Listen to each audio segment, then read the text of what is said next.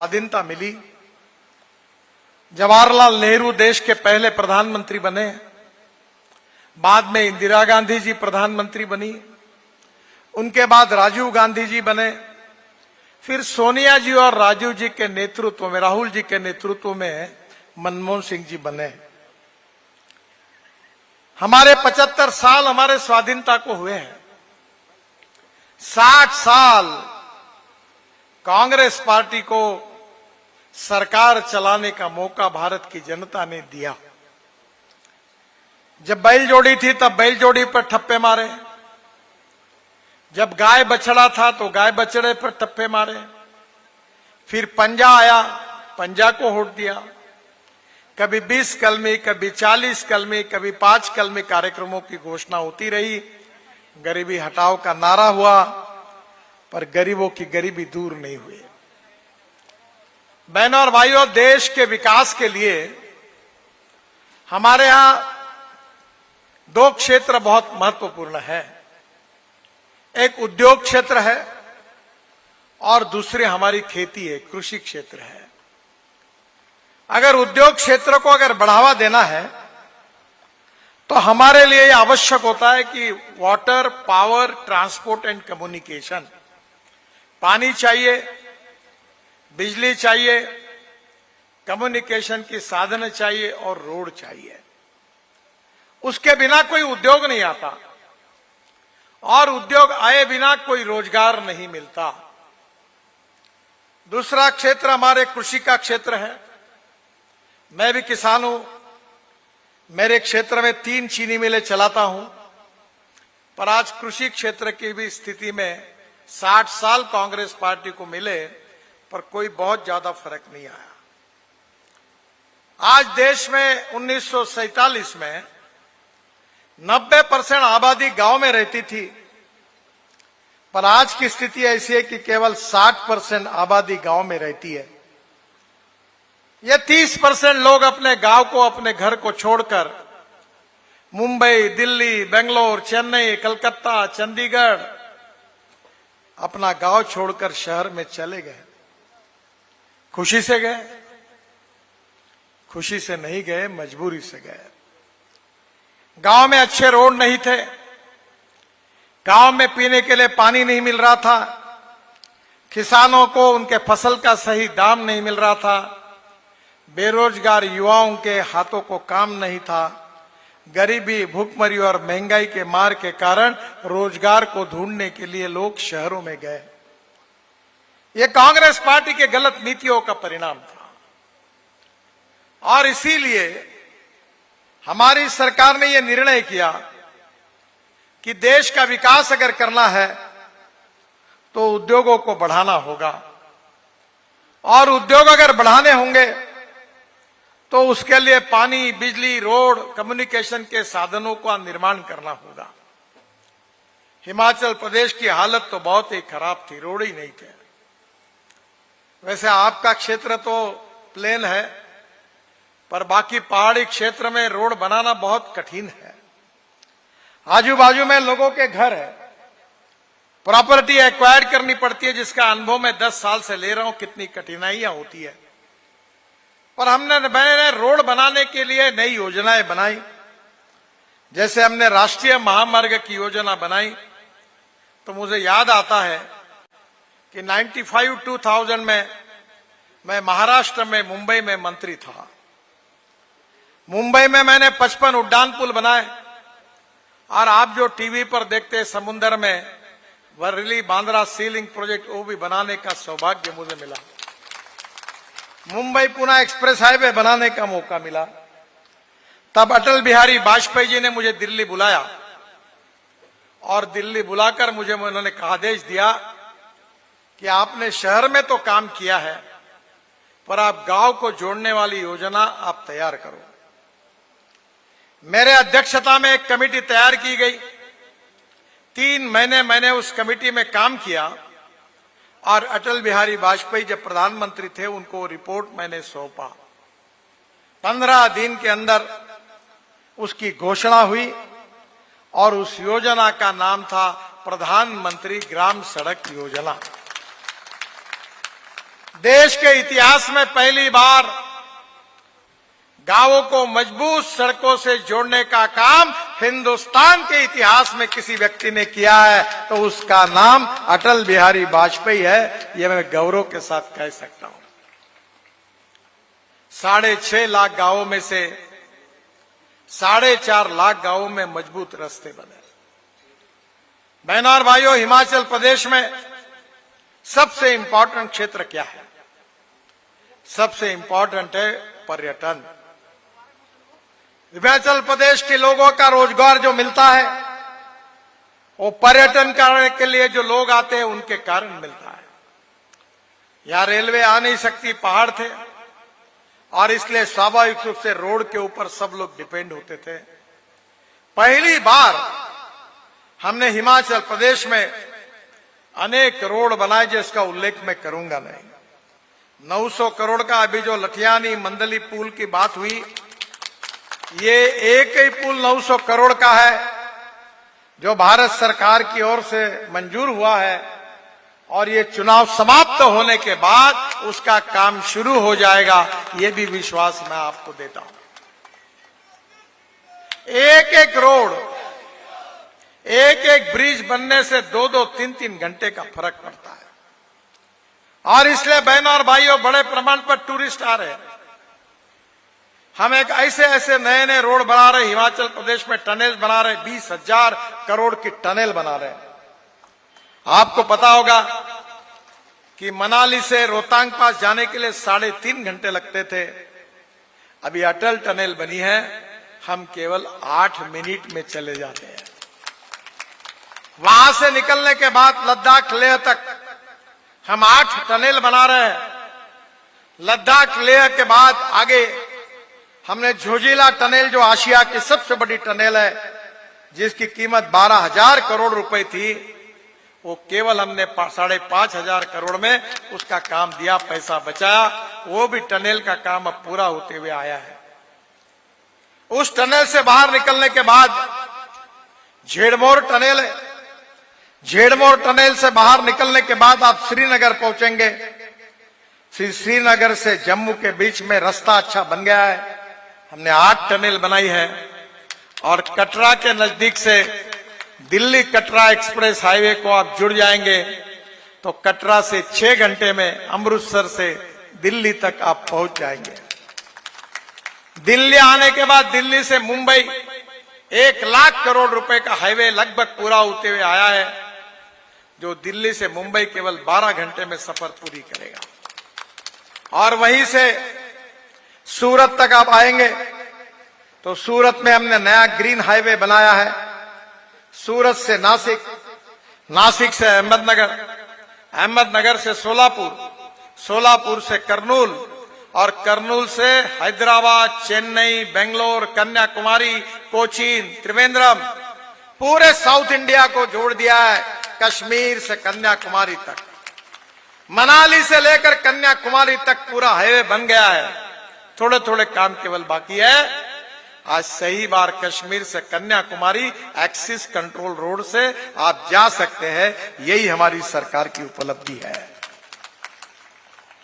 मैं हिमाचल प्रदेश में 16,000 करोड़ की करीब 28 रोपवे केबल कार बना रहा हूं। बिजली महादेव के रोपवे को हमने मंजूरी दे दी है और चुनाव के बाद उसका काम शुरू हो जाएगा। पहाड़ी क्षेत्र में ऊपर जाने के लिए बहुत तकलीफ होती है। अभी तो हमने ऐसी टेक्नोलॉजी लाई है कि जो पहाड़ी पर जो एप्पल तैयार होगा वो ड्रोन में डालकर नीचे आएगा, और दवाइयां और कुछ महत्वपूर्ण चीजें ड्रोन में उड़कर ऊपर जाएगी। ये नई रचना हमने की है।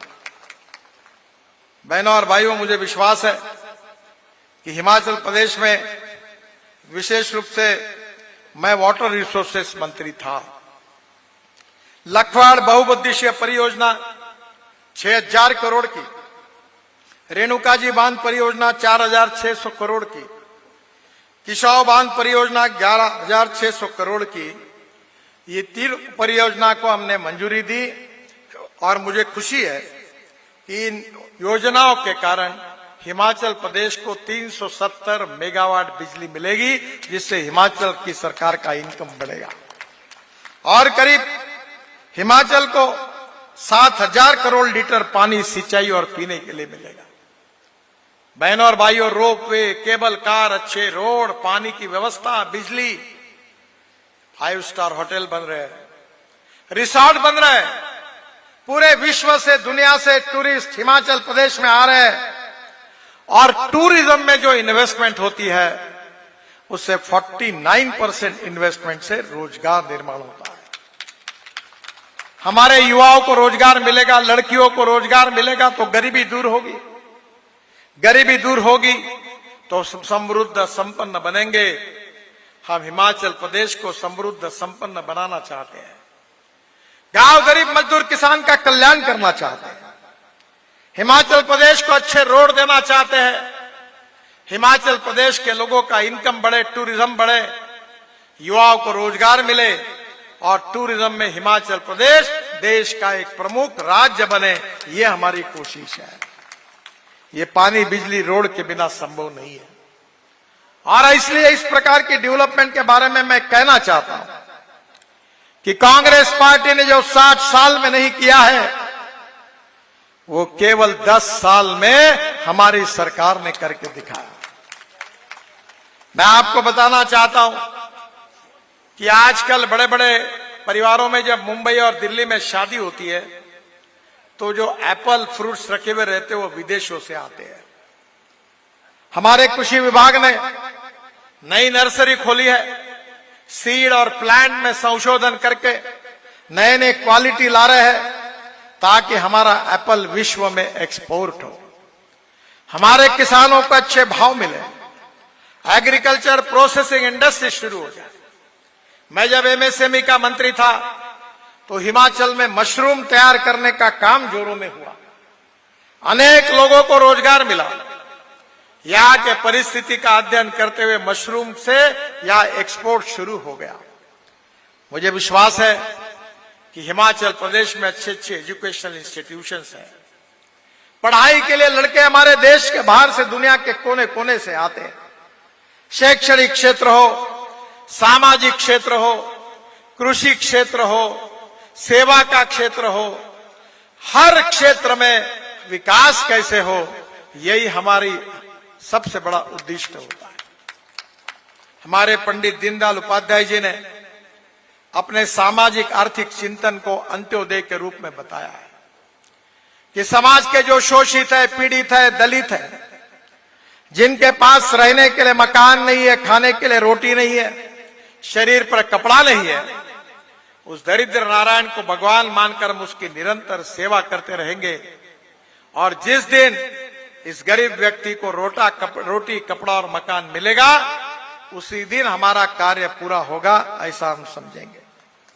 बहनों और भाइयों, हमने इलेक्ट्रिक की कार लाई, मैं मंत्री हूं ट्रांसपोर्ट का, इलेक्ट्रिक स्कूटर लाई, इलेक्ट्रिक की बस लाई। जहां 100 रुपए का डीजल लगता था वहां 3 और 4 रुपए की बिजली लगती है। हमारा किसान केवल अन्नदाता नहीं रहा, हमारा किसान ऊर्जादाता बना, जो बिजली तैयार कर रहा है। ये जो पराली है पंजाब हरियाणा के जलाते थे, उससे हमने सीएनजी गैस बनाया।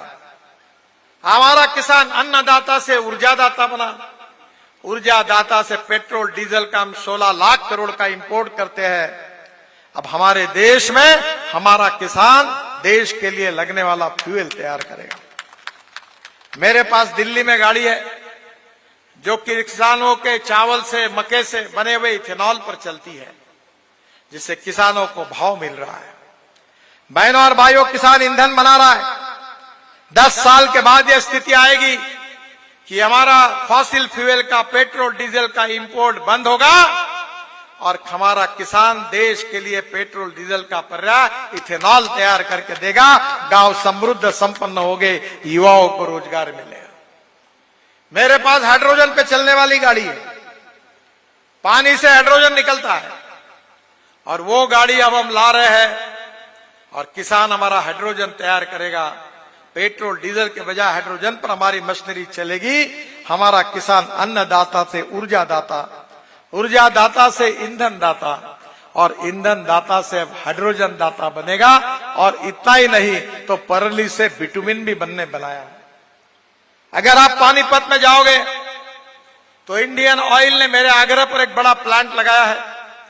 परली से 1 लाख लीटर इथेनॉल तैयार हो रहा है, 150 टन डांबर बिटुमिन तैयार हो रहा है और 76,000 tonne bio aviation fuel, sustainable aviation fuel यानी हवाई ईंधन तैयार हो रहा है।